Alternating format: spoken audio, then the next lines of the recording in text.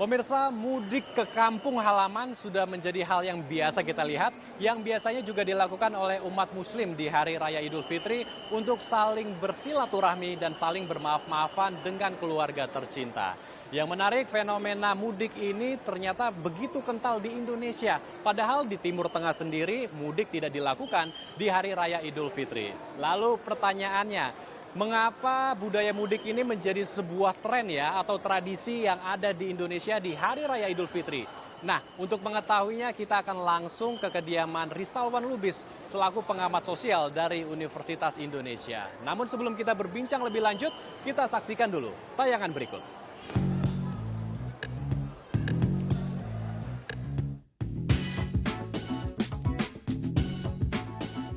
Mudik berasal dari serapan bahasa Melayu yaitu hulu atau tempat asal.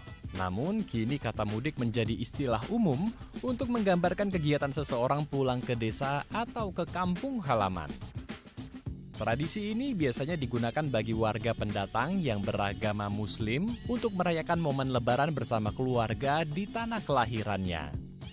Selain menjadi momen bersilaturahmi dan saling memaafkan bersama keluarga di kampung halaman, momen mudik ini juga memberikan dampak positif dalam meningkatkan pergerakan ekonomi daerah di berbagai sektor, mulai dari tempat wisata, UMKM, hingga layanan transportasi massal. Meski demikian, tradisi mudik juga memiliki dampak lainnya. Seperti saat arus balik, jumlah penduduk di kota besar biasanya akan meningkat signifikan.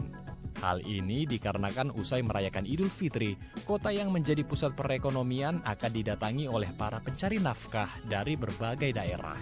Dan hal ini biasanya mengakibatkan overpopulasi di kota-kota besar. Ya, untuk membahas lebih lanjut tentang mudik di Hari Raya Idul Fitri, saat ini saya telah di kediaman Bapak Rizalwan Lubis selaku pengamat sosial dari Universitas Indonesia. Kita langsung sapa narasumber kita. Selamat siang Pak Rizalwan. Selamat siang. Apa kabar? Assalamualaikum. Saya mengucapkan selamat Hari Raya Idul Fitri sebelumnya Pak. Mohon maaf lahir dan batin ya Pak. Lahir batin, iya. Baik. Kita langsung saja membahas tentang fenomena mudik Pak. Tapi sebelumnya nih, saya mau bertanya dulu. Bapak kan pendatang nih. Iya, Kok iya. nggak mudik Pak Rizalwan? Udah betah di sini soalnya. Udah betah di Jakarta. Udah betah di Jakarta, ya. Oke, kita langsung saja nih Pak membahas tentang fenomena mudik yang ada di Indonesia ya, tepatnya di Hari Raya Idul Fitri. Ini sebetulnya fenomenanya sudah terjadi sejak zaman dulu kah, bahkan sejak zaman sejarah kah, zaman kerajaan kah sudah ada Pak di Indonesia mudik ini? Ya, jadi mudik sebetulnya itu bagian dari tradisi migrasi orang Indonesia dan Asia Tenggara secara umum ya. Karena memang kita tahu orang Indonesia sebagian besar adalah pendatang dari Yunan, Cina Selatan begitu. Sejak saat itu orang-orang Yunan itu ya itu melakukan migrasi, kemudian mencari sumber penghidupan di beberapa tempat di Indonesia, kemudian menetap. Dan akhirnya mereka berpindah tempat lagi ya ke tempat lain. Nah, di masa-masa tertentu itu orang-orang tersebut itu akhirnya kembali ke tempat asalnya ya. Nah, walaupun pada akhirnya tidak kembali lagi ke Yunan, ke Cina Selatan, tapi mereka berkumpul ke tempat asal mereka pertama kali migrasi di Indonesia.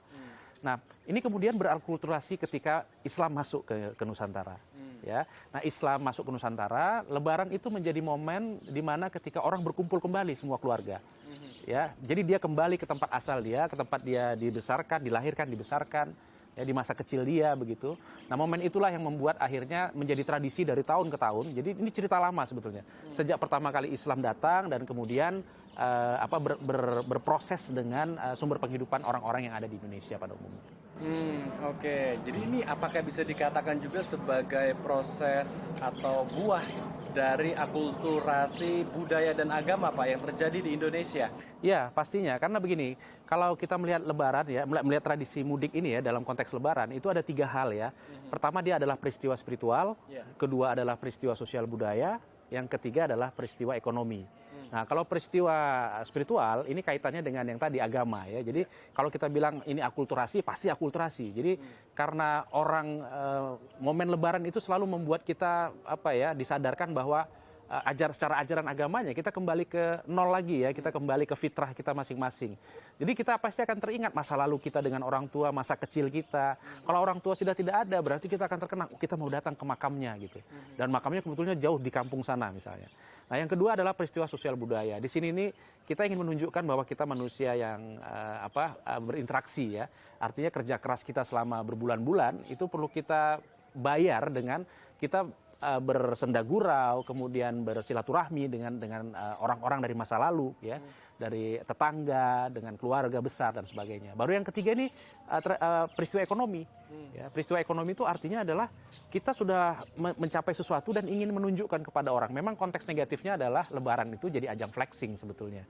Ya, menunjukkan bahwa oh ini kita sudah bisa punya mobil baru, kita punya baju baru, kita punya anak baru dan sebagainya. Gitu. Oke, nah sebelum ke flexing, jadi tadi ada 3 momen ya. Pertama momen spiritual, kemudian akulturasi budaya dan agama, dan yang ketiga adalah ekonomi ya, yang membuat mudik ini menjadi sebuah tren dan fenomena yang kental sekali saat Hari Raya Idul Fitri di tanah air.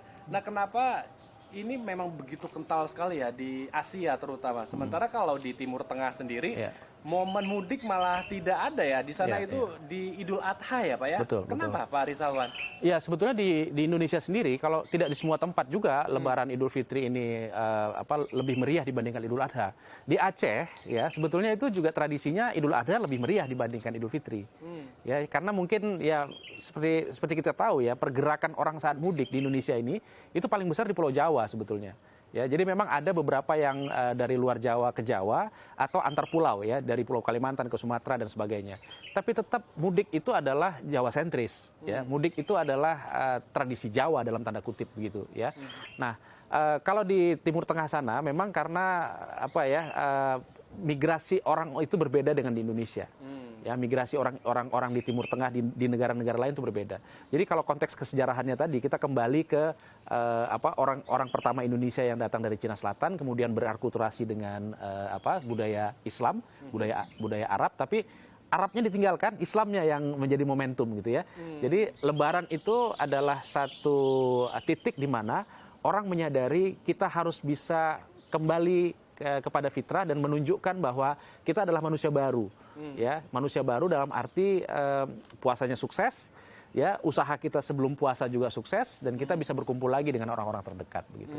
Bisa berkumpul kembali bersama orang-orang terdekat di kampung halaman. Di kampung halaman. Nah, ini agak sedikit bergeser semakin hari semakin kesini di tengah era globalisasi juga, teknologi dan lain sebagainya. Makna fitrah kembali ke nol, kembali ke suci sepertinya agak sedikit bergeser seperti yang tadi Pak Rizalwan sudah bilang, karena banyak yang sudah ke kampung halaman kembali menunjukkan kesuksesannya dengan membawa mobil pribadi mungkin atau barang-barang yang branded begitu ya, baju-baju yang mewah, dan memamerkannya ke keluarganya sendiri ataupun tetangga agar terlihat tersohor begitu. Nah, ini bagaimana Pak? Fenomena ini apakah sebetulnya sah-sah saja untuk memamerkan kesuksesan kita, atau sebaiknya jangan deh, lebih baik ya kita apa adanya aja, tidak perlu berlebihan, mengingatkan Indonesia banyak masih kelas menengah ke bawahnya. Ya, ini menarik ya, kalau kita pelajari data 2022 ya, pergerakan orang di Pulau Jawa itu mencapai 85.000 pada saat mudik ya. Dan mayoritas itu sekitar hampir 20 ribuan itu menggunakan mobil pribadi. Ya, 20 ribuan jiwa itu menggunakan mobil pribadi. Artinya karena dia ranking 1, artinya orang memilih untuk menunjukkan saya punya mobil baru mungkin ya.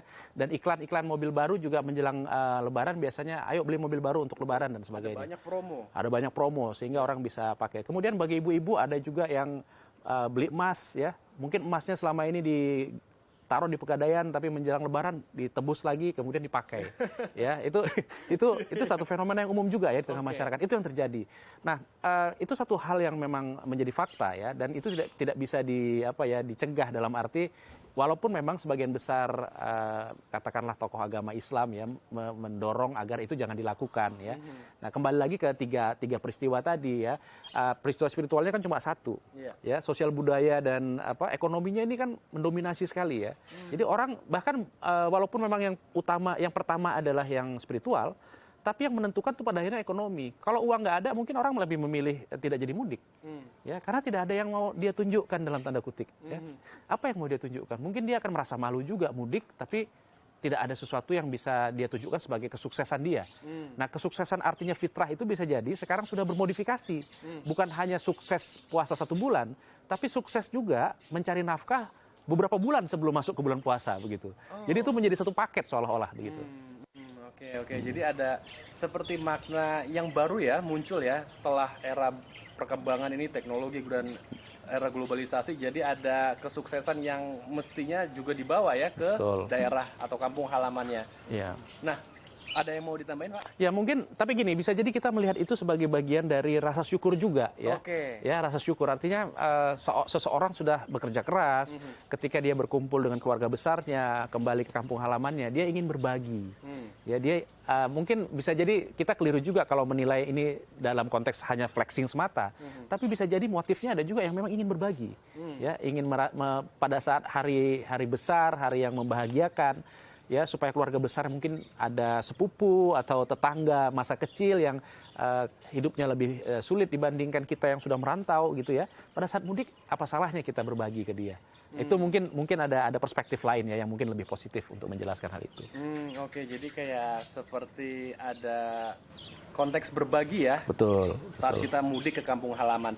Nah, membahas mengenai adanya potensi berbagi di Hari Raya Idul Fitri, tepatnya di momen mudik, ini juga apakah bisa menjadi momen untuk membangun pemerataan ekonomi, Pak Rizalwan, di daerah-daerah terutama ya? Karena pada saat momen mudik, banyak orang di daerah yang pulang ke kampung halaman, dan mungkinkah juga membuat kepala daerah di berbagai daerah berpikir sebaiknya akan lebih baik lagi kalau saya membangun infrastruktur yang memadai dan membangun juga tempat-tempat wisata agar roda ekonomi makin bagus dan orang-orang di sana juga semakin berjaya lagi, semakin naik lagi ekonominya. Ya, nah ini satu hal yang menarik ya. Kalau kita membahas konteks, kan tadinya kita bicara supply-nya ya. Supply itu artinya orang yang berangkat mudiknya. Sekarang kita bicara demand-nya, artinya orang di daerah. Dalam hal ini kepala daerah, warga di daerah begitu. Nah tentunya akan sangat baik jika mudik ini tidak bersifat temporer ya. Momentumnya itu pendek sekali kan. Hanya pada saat cuti bersama, beberapa hari sebelum Lebaran dan beberapa hari setelah Lebaran. Ya, memang pada saat itu akan terjadi peak ya, puncak dari segala aktivitas ya. Di mana orang mungkin bukan hanya butuh makanan, tapi juga tempat tinggal ya, hotel ya, domisili dan sebagainya, untuk lodging dan lain-lain. Nah, saya kira pemerintah daerah tentunya harusnya bisa lebih cerdas melihat ini ya, bisa memanfaatkan karena orang yang mudik itu pasti akan berwisata, itu udah pasti. Tapi tentunya berwisatanya itu jangan cuma di 2 minggu maksimal itu ya. Nah, beberapa hotel bahkan menaikkan rate-nya itu nggak kira-kira ya. Ada kemarin saya survei ke daerah di Lembang, itu ada yang menaikkan sampai 100%. Oke. Ya, ini fakta nih. Dan beberapa hotel lain kami datangi begitu, kita cek juga ya, ada yang naiknya itu masih normal ya, 30-50%. Bahkan ada yang sampai lebih dari 100%, villa-villa begitu. Jadi ini kelihatannya malah justru membuat wisata itu jadi mati kalau caranya seperti ini. Nah, itu satu hal. Yang kedua, infrastruktur. Nah, infrastruktur ini menarik ya bagi bukan hanya pemerintah daerah, secara nasional sendiri, parameter dari keberhasilan infrastruktur itu momentumnya adalah Lebaran. Karena selalu infrastruktur itu dikejar dari Lebaran ke Lebaran. Ya, jalan tol misalnya yang ke arah Sawangan sini dibuka pada saat Lebaran beberapa tahun yang lalu. Kemudian sekarang juga sedang diumumkan pelebaran jalur tol di Jakarta Cikampek menjadi 4 lajur. Ya, jadi momentumnya memang adalah Lebaran dan ini akan menjadi satu daur yang positif saya kira. Jadi setiap tahun orang mudik, ya dampaknya adalah pemerintah daerah akan terus berbenah, memperbaiki diri, tapi seharusnya jangan hanya menunggu Lebarannya, ya karena kesejahteraan masyarakat itu ya jangan menunggu parameter Lebaran begitu. Ya masa 11 bulan yang lain masyarakatnya tidak sejahtera dibiarkan saja. Saya kira begitu. Baik, menarik sekali perbincangan kita Pak Rizalwan. Kita akan lanjutkan namun usai jeda ya Pak ya. Ya silakan. Baik pemirsa, kami akan kembali usai jeda, tetap bersama kami di Halo Indonesia.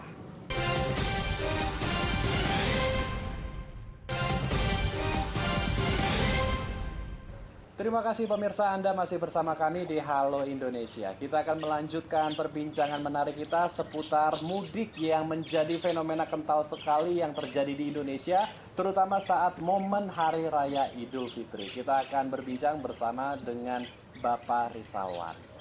Pak Rizalwan, momen mudik ini memang sudah menjadi sebuah budaya ya di Indonesia, terutama di Hari Raya Idul Fitri yang disebabkan oleh 3 faktor tadi. Nah, urbanisasi juga menjadi persoalan besar ya, karena Jakarta ini menjadi magnet ekonomi bagi semua daerah. Tapi kalau dipikir-pikir, kalau misalkan orang-orang yang mudik dari kampung, dari Jakarta, maksud saya dari Jakarta kemudian kembali ke daerahnya, dia akan ada kemungkinan membawa saudaranya, tetangganya, atau teman-teman yang di daerah untuk kembali ke Jakarta. Dan Jakarta akan semakin penuh ya. Nah, apakah ini ada kira-kira penyelesaian Pak agar Jakarta tidak terus bertambah penduduknya? Karena kan momen mudik ini menjadi momen yang meningkatkan kembali ya warga penduduk di Jakarta nih, Pak Rizalwan.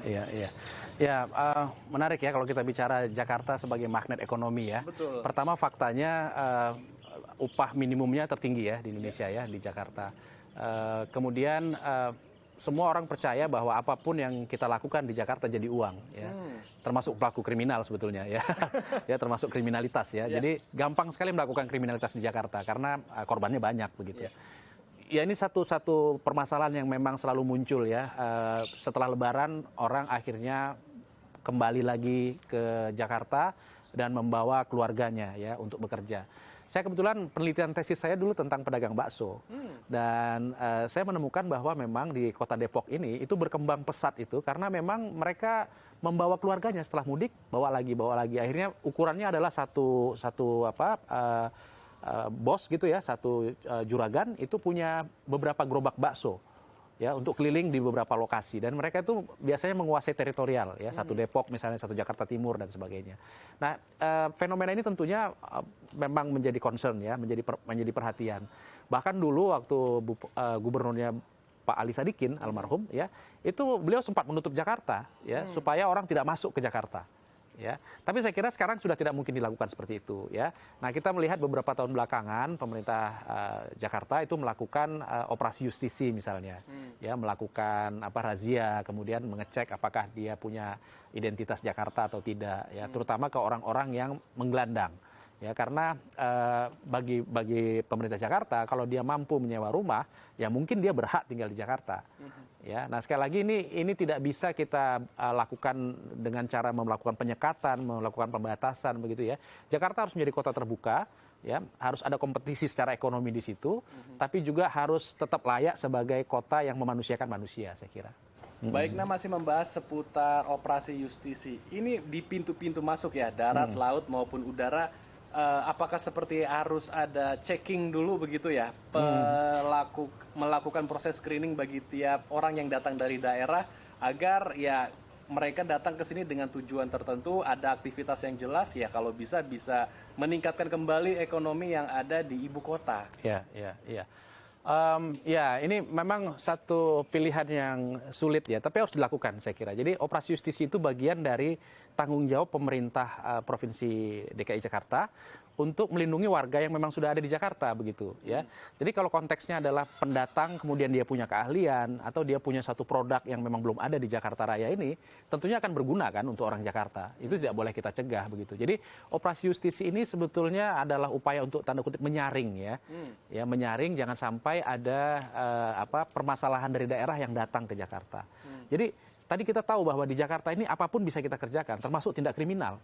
Ya, jangan sampai kita membiarkan ya pelaku-pelaku kriminal dari daerah datang ke Jakarta karena pemerintahnya tidak melakukan penyaringan, ya abai dengan situasi itu gitu. Tapi ada hal lain sebetulnya, opsi lain selain operasi justisi saya kira. Itu bisa dengan menghidupkan itu tadi ya, kontrol sosial di tingkat RT RW. Kan ada tulisan-tulisan yang sering kita lihat, tamu 2 kali 24 jam wajib lapor. Ya, saya kira ini bisa dihidupkan. Ini untuk melengkapi lah operasi justisi yang dilakukan pemerintah tadi. Kemudian masyarakat di tingkat akar rumput juga itu melakukan kontrol sosial sendiri ya terhadap para pendatang ini. Ya, nah seandainya memang dia datang kemudian tidak ada keahlian dan berkecenderungan untuk akhirnya melakukan hal-hal yang kurang baik, bahkan terorisme ya bisa jadi kan, dia datang ke sini dia tidak punya keahlian ya, dia punya misi tertentu ya, itu kan perlu dicegah oleh masyarakat itu sendiri ya. Jadi saling membantu lah ya pemerintah provinsi melakukan upaya operasi justisi, di tengah masyarakat juga RT RW saling melakukan kontrol sosial. Terakhir Pak Rizalwan, di Hari Raya Idul Fitri ini kita memang harus kembali ke fitrah ya, kembali kembali suci, kembali ke nol. Apa pesan Pak Rizalwan bagi masyarakat luas dan pemirsa di rumah agar momen Idul Fitri ini memang menjadi momen untuk kita introspeksi, kembali menjadi pribadi yang lebih baik, bukan hanya flexing ya, memamerkan apa yang kita bisa raih dengan berbagai macam hal yang kita punya begitu, mulai dari berbagai macam barang branded, kendaraan dan lain-lain. Tetapi benar-benar kita bisa menjadi pribadi yang lebih baik dan kalau bisa ya bisa bermanfaat lah bagi sesama. Ya, saya kira memang kuncinya adalah kembali ke fitrah tadi ya kalau dalam ajaran agamanya. Tapi kalau menurut saya yang paling penting adalah menunjukkan rasa bersyukur. Ya, menunjukkan rasa bersyukur itu ya mungkin orang bisa menerjemahkannya dengan menunjukkan atau membagi sesuatu kepada orang lain. Tapi yang jauh lebih penting adalah menunjukkan rasa syukur kepada diri kita sendiri. Ya, bagaimana caranya agar kita itu hidupnya menjadi lebih baik. Ya. Kalau kita bisa hadir di kampung halaman, ya hadirkan diri kita sebagai wujud rasa syukur. Itu yang paling penting. Dan ketika kita kembali, itu juga bentuk dari wujud rasa syukur kita. Dan kita akan bekerja keras ya untuk bisa mencapai lebaran berikutnya dengan cara-cara yang lebih baik lagi gitu. Jadi lebih baik kita syukur itu artinya adalah tidak mencari satu kondisi di mana kita sulit ya. Mudik ini saya bisa bilang kita akan menghadapi kesulitan. Saya kan belum mudik juga nih ya. Artinya saya tidak memilih tidak mudik ya mungkin karena selain tidak punya kampung halaman kan sudah jadi orang sini ya. Tapi juga lebih baik daripada bermacet-macet ya. Itu kan namanya tidak mensyukuri bahwa seharusnya di hari fitri kita tuh bersama keluarga menikmati waktu bersama, bersenda gurau, bercengkrama dan sebagainya. Itulah bentuk syukur yang sebenarnya. Oke, jadi kuncinya adalah kita harus bisa mensyukuri apa yang ada karena hidup adalah anugerah. Dan anugerah yang kita punya sebaiknya juga kita bisa berikan lagi agar bisa menjadi berkah juga bagi sesama. Betul. Terima kasih Pak Rizalwan telah berbagi waktu dan informasi bersama kami di Halo Indonesia. Salam sehat Pak, Assalamualaikum, selamat Hari Raya Idul Fitri. Waalaikumsalam warahmatullahi wabarakatuh. Terima kasih. Baik pemirsa, kami masih memiliki berbagai informasi menarik dan inspiratif lainnya. Untuk itu tetap bersama kami di Halo Indonesia.